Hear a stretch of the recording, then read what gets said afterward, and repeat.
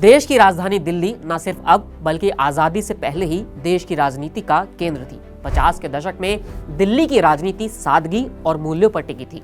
तीन मूर्ति भवन देश की सत्ता का केंद्र था और पंडित जवाहरलाल नेहरू के नेतृत्व में देश अपने सपनों को आकार दे रहा था। लाल किले पर झंडा फहराने वाले हाथ, संसद में देश के भविष्य की योजनाएं बनाने वाले दिमाग और जनता के बीच एक सहज सादगी भरी उपस्थिति का दौर था। ऐसे समय में जब देश में राजनीति और जनता के बीच की दूरी इतनी कम थी कि एक साधारण इंसान भी बड़े नेताओं से बेझिझक मिल सकता था, दिल्ली की गलियों में एक 15 साल की लड़की ने एक बड़ा सपना देखा। नमस्ते, मैं हूं मोहित ग्रोवर और चुनावी किस्से की इस फहरिस्त में आपको इसी 15 साल की लड़की की कहानी सुनाते हैं, क्योंकि उसने जो सपना देखा था वो सपना केवल एक नेता से मिलने का नहीं था, बल्कि उस विश्वास का प्रतीक था कि जनता और उसके नेता के बीच कोई दरवाजा बंद नहीं होता है। ये कहानी है शीला कपूर की, वही शीला कपूर जो आगे चलकर शीला दीक्षित बनी और वही शीला कपूर जो 15 साल तक दिल्ली की मुख्यमंत्री रही। तो आइए जानते हैं कि आखिर ये कहानी क्या है। दिल्ली की डुप्ले लेन की रहने वाली शीला कपूर के सपने साधारण नहीं थे। दरअसल जब वो 15 साल की थी तो उन्होंने एक दिन एक मजबूत इरादा किया। इरादा कोई छोटा मोटा नहीं था, ये इरादा था प्रधानमंत्री से मिलने का। उस दिन शीला ने पंडित नेहरू से मिलने का फैसला किया और उनके 3 मूर्ति भवन जाने का संकल्प लिया, बिना किसी तैयारी, बिना किसी योजना और बिना किसी डर के। उसके बाद हुआ ये कि शीला ने अपना बैग उठाया और घर से निकल पड़ी। उस दौर में ना ट्रैफिक का झंझट था, ना किसी का हस्तक्षेप।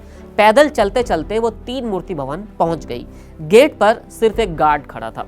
बिल्कुल आश्चर्यचकित होकर गार्ड ने पूछा कि तुम कहां जा रही हो बेटी? शीला ने मासूमियत से जवाब दिया, प्रधानमंत्री से मिलने। गार्ड ने ना शक किया ना रोकने की कोशिश की, उसने गेट खोल दिया। उसी वक्त सफेद एम्बेसडर कार 3 मूर्ति भवन के पोर्च से बाहर आ रही थी। कार के भीतर बैठे थे पंडित नेहरू, सफेद चूड़ीदार पायजामा, लंबा कोट और सिर पर नेहरू टोपी। शीला ने बिना झिझक हाथ हिलाया और चौंकाने वाली बात यह थी कि नेहरू ने भी मुस्कुराते हुए उसी गर्मजोशी से उनका अभिवादन किया। ये मुलाकात केवल कुछ पलों की थी, लेकिन इसका असर जीवन भर का था। अब सोचिए कि क्या आज के युग में कोई बच्चा इतनी सहजता से प्रधानमंत्री से मिल सकता है? क्या कोई मंत्री, विधायक या अधिकारी इतनी आसानी से जनता का स्वागत कर सकता है? शायद नहीं। लेकिन इस कहानी का सबसे दिलचस्प हिस्सा तो अभी बाकी है। 32 साल बाद वही शीला कपूर जो कभी पंडित नेहरू के अभिवादन की खुशबू में सरोबार थी, उस समय भारत के प्रधानमंत्री के नाती राजीव गांधी की कैबिनेट का हिस्सा बनी।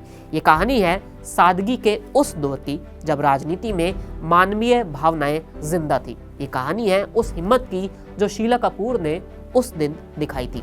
और ये कहानी है पंडित नेहरू की उस सहजता की जो आज भी प्रेरणा देती है। फिलहाल इस कहानी में इतना ही, फिर मिलेंगे नई कहानी के साथ। शुक्रिया।